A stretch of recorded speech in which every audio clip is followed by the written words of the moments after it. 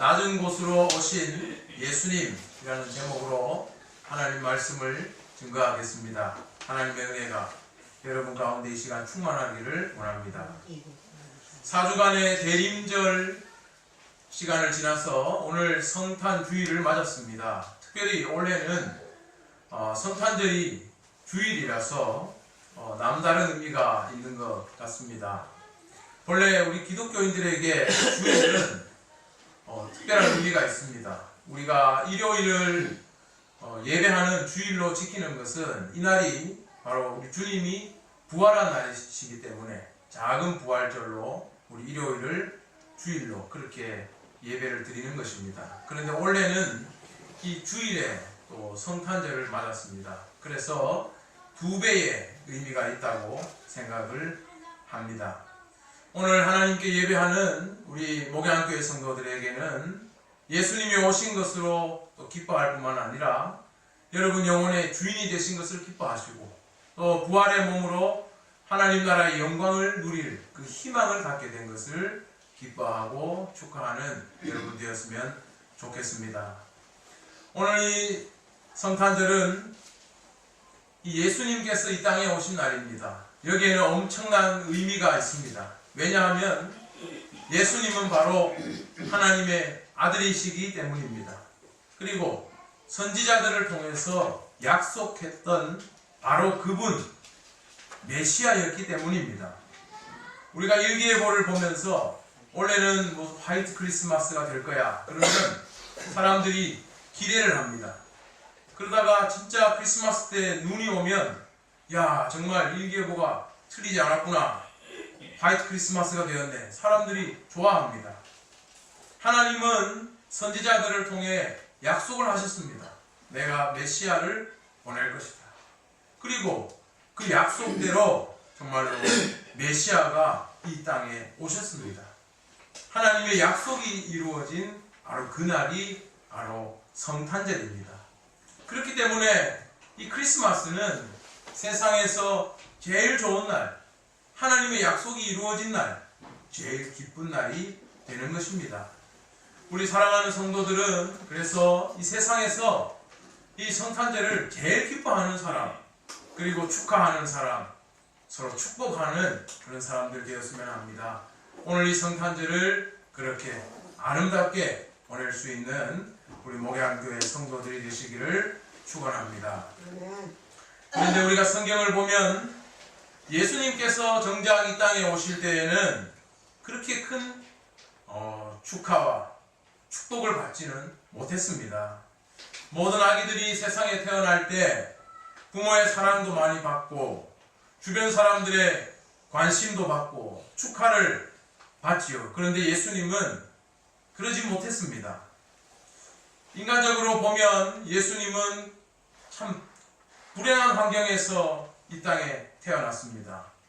요즘 금수저, 흑수저 이야기를 하는데 예수님의 출생 환경은 금수저는 아닙니다. 그는 낮은 곳으로 오셨습니다.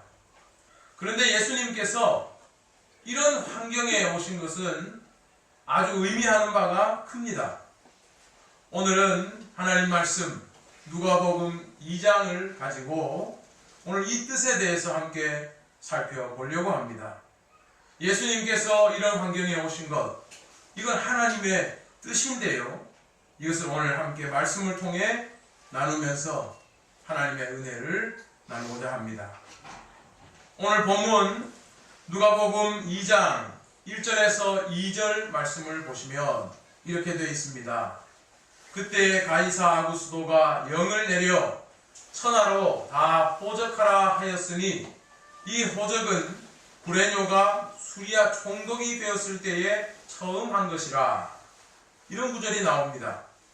여기에 낯선 이름이 몇 개 나오죠.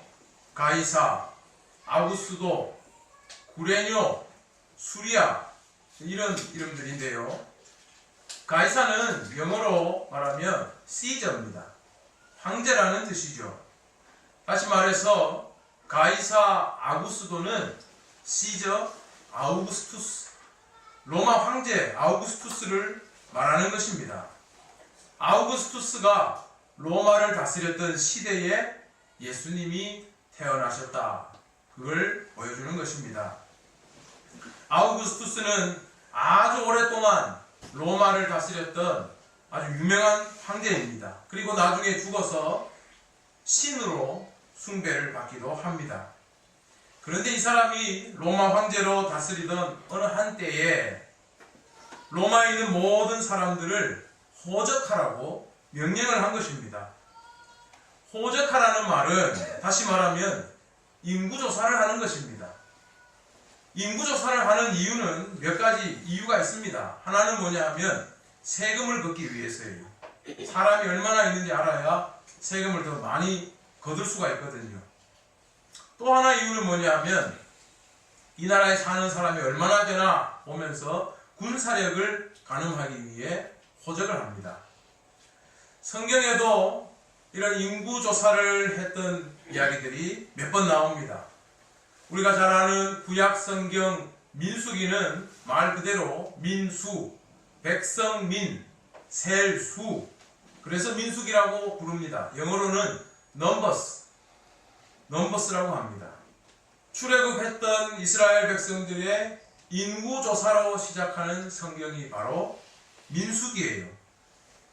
왜냐하면 이때는 인구조사가 정말로 필요했습니다. 그래서 하나님이 하라고 하셨습니다. 지파만큼 얼마큼 사람이 있는지, 얼마나 많은 이 병력을 만들 수 있는지 이걸 알아야 했어요. 그런데 나중에 다윗이 왕이 되었을 때 인구조사를 한 적이 있는데 이때는 하나님께서 크게 진노하셔서 3일 동안 이스라엘에 온역이 있었고 7만 명이 죽는 일이 있었습니다. 왜 하나님께서 진노하셨냐면 다윗이 건방지게 하나님의 백성들의 수를 세서 내 군사력이 어느 정도인가 이거 확인해 보려고 했기 때문에 다윗이 벌을 받은 것입니다. 이스라엘은 하나님의 나라인데 다윗이 자기 나라로 착각했던 것입니다. 로마 황제 아구스도는 자기가 다스리는 모든 로마 지역에 호구 조사를 함으로써 세금이나 아니면 군사나 필요한 걸 얻으려고 했던 겁니다. 그런데 역사적인 이야기를 보면 그 이유가 아마 세금 때문이었을 것이다. 그렇게 알려져 있습니다. 자, 이렇게 생각해 보면 가이사 아구스도가 얼마나 대단한 권력을 가진 사람인지 알 수가 있죠. 이 사람 말 한마디에 로마 제국에 사는 그 많은 사람들이 다 호적을 하러 갔으니 말입니다. 그런데 거기 2절에 또 이름이 나오죠. 바로 수리아 총독 구레뇨입니다. 다시 말해 이 사람은 로마 제국 중에도 이스라엘이 포함된 팔레스틴과 그 동쪽의 넓은 지역을 다스렸던 한 총독입니다. 자, 아구스도 또 구레뇨, 이 사람들이 얼마나 대단한 권력자들인지 우리가 알 수가 있습니다. 이렇게 세상을 다스리는 이 권력자들의 명령에 따라서 아주 작은 나라 이스라엘의 사람들은 저마다 가고 싶지 않았겠지만 호적을 하러 고향에 찾아가야 했던 것입니다. 그리고 그 중에 바로 예수님의 부모가 되는 요셉과 마리아도 포함되어 있었던 겁니다. 그런데 생각해보면 이런 모습이 아이러니 아닙니까? 세상의 통치자가 사람들을 막 이리저리 마음대로 이동하게 하는데 그 중에 작고도 작은 이스라엘의 한 귀퉁이에서 그 사람들 틈에서 하나님의 아들이 태어나셨다는 것. 이게 참 아이러니죠. 하나님은 세상의 창조자이신데 왜 로마의 아구스도로 이 땅에 오신 게 아니라 변방의 작은 나라 이스라엘에, 그것도 힘 있는 왕도 아니고 목수의 아들로 그렇게 오셨냐 하는 것입니다. 그런데 여러분, 이것이 바로 하나님의 말씀을 이루려고 했던 하나님의 뜻이라는 것을 알 수가 있습니다. 자, 이렇게 호적을 하라고 명령을 하니까 이스라엘 사람들은 다 자기 고향으로 돌아가야 했던 것입니다. 이미 마리아는 예수님을 잉태해서 배가 부른 상태인데도 호적하기 위해서 어쩔 수 없이 나사렛에서 베들레헴으로 가게 된 겁니다. 베들레헴은 유다 지파의 땅, 바로 다윗의 동네였기 때문입니다. 그런데 예수님의 이 출생에 관해서 성경을 읽는 사람들 중에 이런 배경을 두고 의혹을 피력하는 분들이 있습니다. 이렇게 말합니다. 세상에 어떤 정부가 호적을 하는데 굳이 고향까지 그렇게 모두 이동하게 하느냐? 이게 얼마나 비합리적인 일이냐? 말도 안 된다.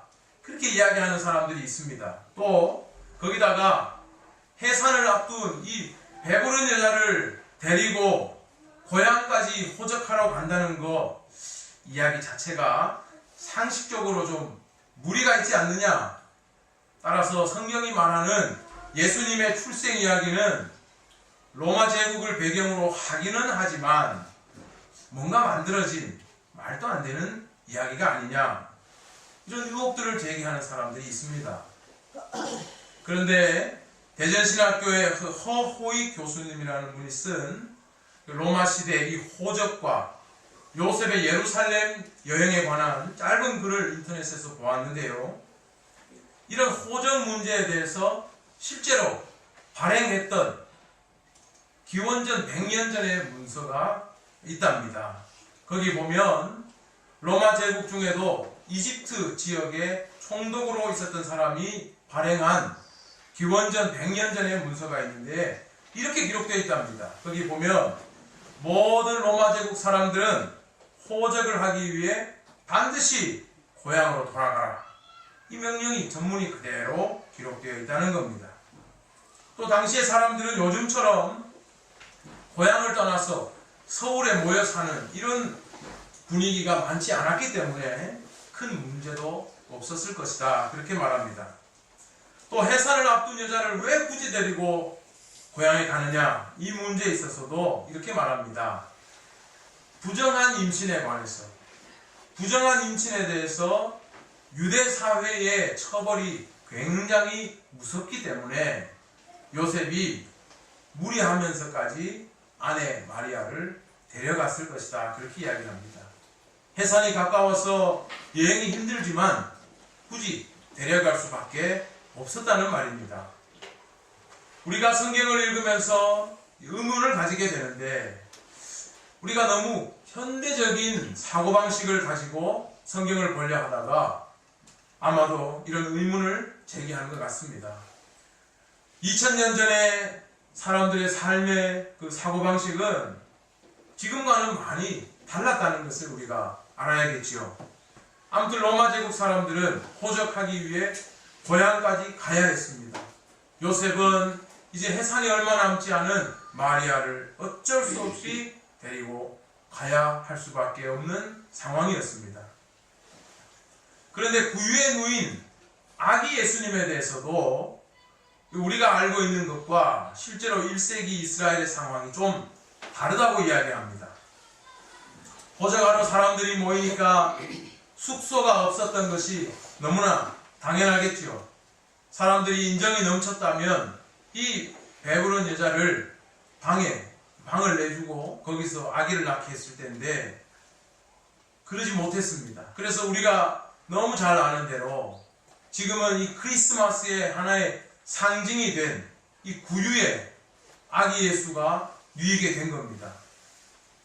그런데 구유가 나오니까 여긴 당연히 마구간이다, 외양간이다, 이렇게 우리가 다 생각했는데요. 실제로 당시의 이스라엘 사람들은 이 짐을 지워서 가축을 데리고 여행을 많이 했답니다. 그리고 종들을 함께 데리고 여행하는 경우도 많았대요.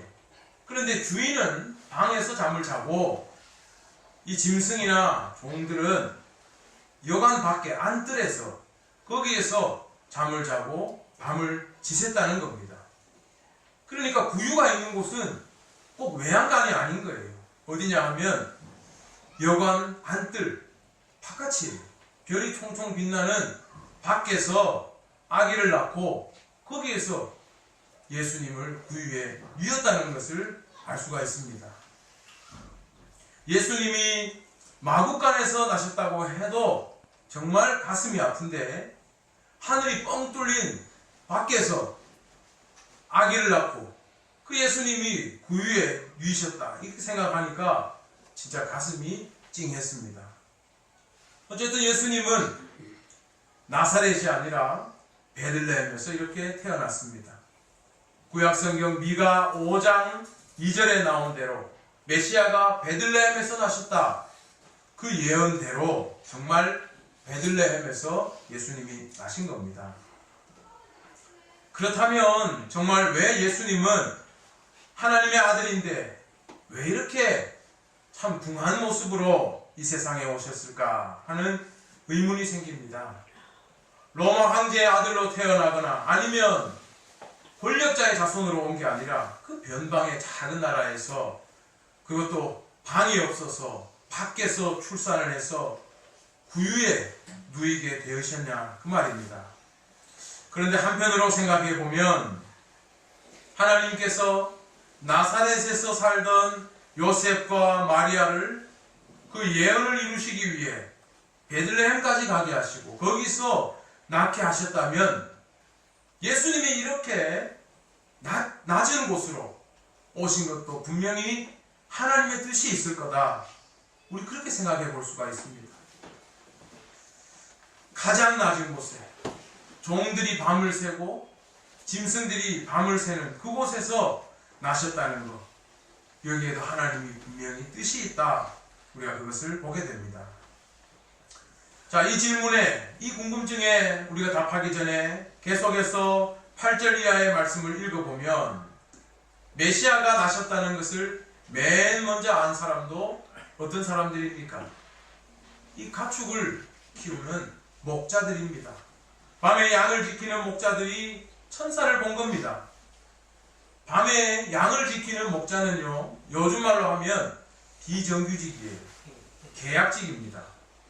날품팔입니다.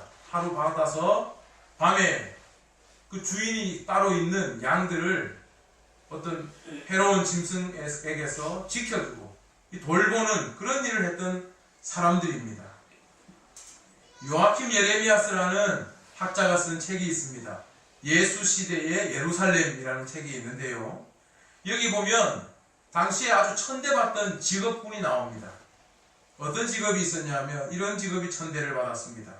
낙타몰이꾼, 당나귀 몰이꾼, 마부, 뱃사공, 그리고 푸주간 주인, 그리고 가죽을 다루는 무두쟁이, 그리고 또 나오는 게 뭐냐면 바로 목동입니다. 목자. 그리고 또 나오는 게 참 신기한데요. 의사입니다. 요즘 의사 되려고 난리인데 이때는 의사가 아주 천대받던 직업이었습니다. 그런데 이 짐꾼과 목자가 천대받은 이유가 있습니다. 왜냐하면 이들이 남의 물건을 가로챌 수 있는 가능성이 많기 때문이에요.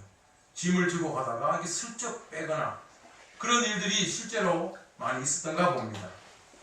목동도 마찬가지인데 양들을 쫙 데리고 다른 사람 지역에 들어가서 풀을 확 뜯어 먹이고 오는 거예요.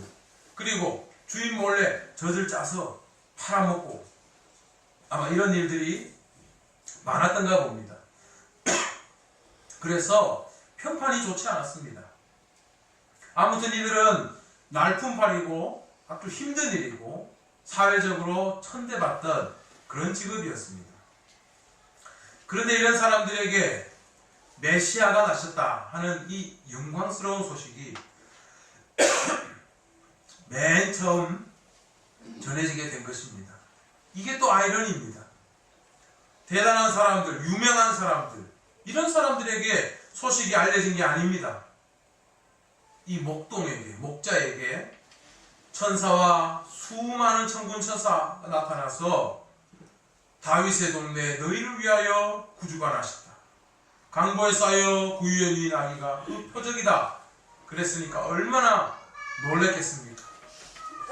하루 벌어서 하루 먹고 사는 별로 희망이라고는 가지기 힘든 이런 직업인데 그날 밤에도 아마 아유 오늘 밤 잘 지내야지 이랬을 텐데 이런 사람들에게 메시아가 나셨다는 영광의 소식이 맨 먼저 전해졌습니다. 그 이유가 뭐겠습니까?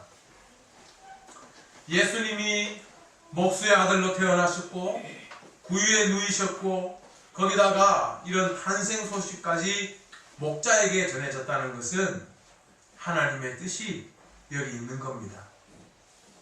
동방 박사가 별을 보고 헤롯 왕을 찾아갔지요. 그런데 헛짚었습니다. 그래서 다시 베들레헴으로 갔습니다. 왕에게 이 소식이 전해지지 않은 겁니다. 따라서 이 하나님의 뜻은 뭐냐면 세상의 구원자로 오신 예수님을 만나려면 사람들이 어디를 봐야 하는지, 어디로 가야 되는지, 어떤 마음을 가져야 되는지를 보여주는 것입니다. 우리는 성경에서 유대교 지도자들과 예수님의 갈등을 참 많이 볼 수 있었습니다.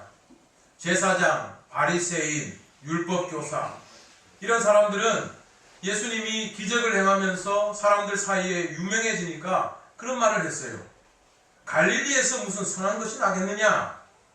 그리스도가 어떻게 갈릴리에서 나겠냐? 그랬습니다. 이런 말을 하는 사람들의 마음에는 하나님의 약속에 대한 믿음보다는 자기 신념이 더 강하게 자리 잡고 있었던 겁니다. 자기 신념이란 뭐냐 하면 메시아는 이래야 한다 하는 생각이죠. 메시아는 이스라엘의 왕으로 와야 한다. 아니면 메시아는 예루살렘에서 나야 한다. 뭐 아니면 이스라엘을 세계 최고로 만들어야 한다. 아니면 메시아는 굉장한 힘과 능력을 가지고 있어야 한다. 뭐 이런 등의 생각들을 이 종교 지도자들은 가지고 있었던 겁니다. 그런데 자기들이 보니까 예수님은 아니거든요. 목수의 아들이고 자기들이 봤을 때 율법도 잘 안 지키고 이상했단 말입니다. 또 방도 없어서 구유에서 출생했고 그 소식을 듣고 맨 처음 달려온 사람도 목자들이었습니다. 여기에는 하나님의 명백한 뜻이 있는 겁니다. 이 뜻 가운데서 하나님은 예수 그리스도를 통해서 세상을 구원하신다는 것을 이 탄생에서부터 보여주는 것입니다. 사도 바울은 말했습니다. 유대인은 표적을 구하고 헬라인은 지혜를 찾지만 우리는 십자가에 달린 그리스도를 전한다 했습니다. 또 나무에 달린 자는 저주를 받은 것인데 예수께서 나무에 달려서 우리를 위해 저주를 받아 율법의 저주에서 우리를 속량했다고 바울은 말했습니다. 하나님은 예수님을 세상에서 가장 낮은 곳으로 보내시고 또 가장 낮은 사람들에게 이 일을 알리셨습니다. 그 이유는 뭐냐 하면 예수님을 통해서 세상을 구원할 때 바로 이런 방식으로 구원하신다는 것을 이 출생에서부터 보여주신 겁니다. 그냥 왕으로 오신 예수님을 믿으면 구원받는 게 아니에요. 예수님이 우리를 위해 죽으심으로 우리를 해방하신다는 것을 가르쳐 주시는데 제일 낮은 곳으로 오신 예수님, 십자가에 죽은 그 예수님을 믿을 때 보혈의 은혜로 살게 하신다는 뜻이 담겨 있는 겁니다. 우리가 예수님의 제자를 보면 이 변화를 제일 잘 알 수가 있습니다. 처음에 예수님 제자들은 자기 스승이 막 기적을 행하고 말씀도 잘하고 또 사람들에게 인기가 있으니까 모두 예수님을 따라갔습니다. 기적을 보면서 와, 이 사람이 누군데 바람과 바다도 잔잔하게 하는가 경탄하기도 했죠. 그러나 예수님 잡혀갈 때는 어떻게 했습니까? 다 도망갔습니다. 제자들은 신기한 능력을 보고 따라갔던 거예요. 그리고 이런 능력을 가지고 앞으로 이루어갈 이런 새로운 세상, 이걸 막 꿈꾸면서 예수님을 따라갔던 것입니다. 그러다가 무기력한 모습을 딱 보니까 다 외면한 거 아닙니까? 예수님의 능력만 보고 따라가는 사람에게는 사실 처음에는 모든 게 다 좋아 보일 수 있습니다. 뭐 목수의 아들로 태어난 것도 오케이. 구유에 누인 것도 멋있게 보일 수 있습니다. 우리가 역사를 봐도 세상의 그 지도자들은 출생부터 좀 다르지 않습니까? 누구는 뭐 연꽃에서 태어나고, 누구는 알에서 태어나고, 하늘에서 뭐 떨어진 사람도 있고. 제자들은 예수님을 보면서 생각합니다. 야, 우리처럼 이렇게 낮은 신분인데 개천에서 용난 것처럼 저렇게 사람들에게서 유명해진 저 사람을 통해서 앞으로 이룰 꿈, 이룰 세상, 야, 이게 얼마나 행복하겠냐. 제자들은 그걸 생각했던 것이죠. 그러나 하나님이 아들이 이렇게 낮은 곳에 오신 것은 그런 혁명적인 그 달콤한 꿈을 실현시켜 주려고 그렇게 오신 게 아닙니다. 하나님의 방식으로 이 세상을 구원하기 위해서 예수님은 세상에 오실 때부터 낮은 곳으로 오셨습니다. 그리고 낮은 자들에게 그 소식이 전해진 겁니다. 우리가 완전히 자기를 비우고 자기를 버릴 수 있는 사람만이 하나님의 은혜를 입을 수 있도록 하려고 예수님이 그렇게 오신 것입니다. 우리는 예수님이 부활하신 모습에서 그걸 볼 수 있습니다. 예수님이 죽어서 그를 쫓던 제자들이 다 실망하고 흩어져 있을 때, 아무런 희망도 더 이상 가질 수 없을 때, 그때 하나님은 예수님을 다시 일으켜서 오직 하나님의 은총으로만 새로운 희망을 가질 수 있다는 걸 하나님이 보여주셨습니다. 제자들은 그때 자기들의 무력함을 깨달았습니다. 그리고 하나님의 크신 능력을 깨달았습니다. 제자들은 그동안 우리가 예수를 쫓으면서 뭔가 대단한 일을 하고 있다고 생각했는데 실상 아무것도 아니었던 거죠. 다 무너지고 다 끝난 상황에서 오직 하나님의 능력, 부활의 능력으로 이 일이 새로 시작된 거예요. 제자들은 그제서야 십자가를 알게 된 겁니다. 십자가는 예수 믿고 예수를 따르는 모든 사람에게 이걸 가르쳐 주시는 거예요. 너의 육체를 따르지 마라.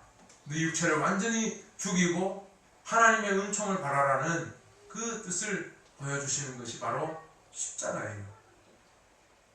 그리고 또 깨달은 게 있어요. 내 욕심만 가지고 예수를 쫓았을 때는 들리지 않던 하나님 말씀이 들리기 시작한 겁니다.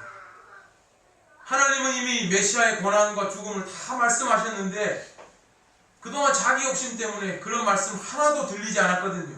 그런데 모든 것이 무너지고 그냥 고향으로 터벅터벅 돌아가던 엠마오로 가던 제자들에게 부활의 예수님이 나타났을 때 제자들이 이렇게 이야기합니다. 그분이 말씀을 막 풀어주시니까 우리의 막 마음이 뜨겁지 아니하더냐, 그렇게 이야기하죠. 그때 제자들은 하나님 말씀을 깨닫게 된 겁니다. 내 육체가 아니라 오직 하나님의 은총 안에서 예수를 만나게 되니까 그제서야 모든 선지자들의 말씀들이 귀에 들리기 시작했던 겁니다. 오늘 읽은 누가복음 2장 예수님의 탄생에 관한 이 말씀은 우리가 크리스마스 때마다 듣는 이야기 아닙니까? 너무나 잘 아는 이야기입니다. 이 말씀의 교훈도 우리가 너무나 잘 알고 있지 않습니까? 예수님이 낮은 곳으로 오셨으니까 우리도 낮은 곳으로 가야 한다. 가난하고 소외된 자들에게 우리도 예수님처럼 가야 한다. 우리 서로 감동을 나누면서 이런 이야기들 많이 주고받지 않았습니까? 이 무렵이건 모두 그런 말 주고받지 않습니까? 그러나 예수님이 낮은 곳에 오신 이유가 세상에 있는 모든 불공평과 불평등을 해소하고 모든 사람들이 바라는 살기 좋은 사회를 만들 목적으로 예수님이 낮은 곳에 오셨습니까? 그것만은 아닙니다. 세상 사는 모든 사람들은 살기 좋은 세상, 아름다운 사회를 만들고 싶다는 열망을 가지고 있지요. 정치인들이 이런 열망이 크지요. 사회운동가들은 이런 꿈들이 큽니다. 그럼 하나님은 세상 사람들이 원하는 이런 목적에 하나님이 봉사하려고 예수님을 낮은 곳으로 보내셨습니까? 꼭 그렇지만은 않습니다. 천사는 목자에게 말했습니다. 무서워하지 말아라. 보라, 내가 온 백성에게 미칠 큰 기쁨의 좋은 소식을 너희에게 전하노라 그랬습니다. 구주 예수님은 가난하고 약한 사람들만을 위해 오신 게 아닙니다.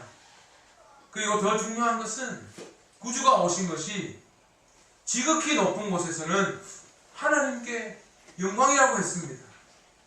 하나님께도 영광이라는 겁니다. 행복하고 살기 좋은 사회를 만들기 위해서만 오신 것이 아니라 하나님께도 영광, 하나님 나라를 위한 계획과 뜻이 있다는 말입니다. 또 하나님이 기뻐하신 사람들 중에 평화라고 했습니다. 하나님 나라는 우리 모두가 만족하고 우리 모두가 인정할 수 있는 그런 사회와 똑같지는 않습니다. 그러므로 구주 예수가 낮은 곳으로 오시고 가장 천대받던 목자들을 통해서 이 귀한 소식이 알려진 것은 우리가 예수님처럼 가난하고 약한 사람들을 찾아가라는 뜻도 있지만 하나님의 구원이 인간이 가장 낮은 곳에서부터 시작된다는 것을 가르쳐 주시는 그런 말씀입니다. 예수가 낮은 곳으로 오셨으니까 너희도 무조건 낮은 곳으로 찾아가라는 말씀만 있는 것이 아니라, 그래서 나는 평소에 높은데 크리스마스 때만 되면 낮은 곳에 한 번씩 찾아가고 그렇게 하라는 뜻이 아니라 네가 가장 낮을 때 이 하나님의 은총을 입을 수 있다는 것을 가르쳐 주시는 말씀이에요. 제일 낮은 곳에 계시는 예수님을 우리가 찾아갈 때 하나님의 은총을 입을 수 있다는 말씀입니다. 우리 육체의 자랑이 아니라 오직 하나님의 은총을 통해서 예수 그리스도 안에 얻는 구원의 비밀이 있는 겁니다. 육체적으로만 가난하고 약한 게 아니라 우리의 마음과 생각이 제일 낮아질 때 하나님은 예수를 통해서 우리 영혼을 새롭게 하고 하나님의 자녀로 붙들어 주시고 하나님의 영광을 보여주시고 기쁨과 하나님의 평강을 주시는 겁니다. 예수님은 제일 낮은 곳으로 가셨습니다. 우리가 그 예수를 만나려면 제일 낮은 곳으로, 우리의 마음이, 우리의 모든 것이 제일 낮은 곳으로 가야만 하나님의 은총을 입을 수 있는 겁니다. 이번 크리스마스에도 우리는 헌금을 하고 또 구제를 위해 사용합니다. 우리 개인적으로도 평소에 우리는 구제도 하고 자선도 하고 봉사와 또 협력을 합니다.